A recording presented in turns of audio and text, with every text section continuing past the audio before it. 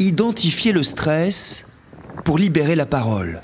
Autant de raisons légitimes à la mise en place de la cellule d'urgence médico-psychologique au centre social de Saint-Joseph ce matin.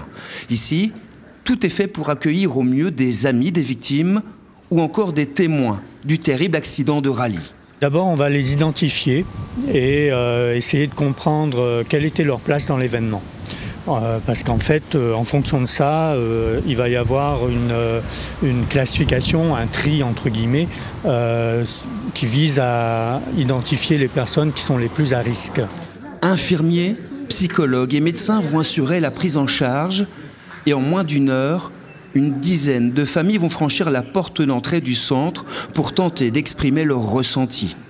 Nous, notre rôle va être d'accueillir ces émotions, de les normaliser et de rappeler aux gens que l'événement est certes inhabituel, exceptionnel, mais avant toute chose, il est terminé.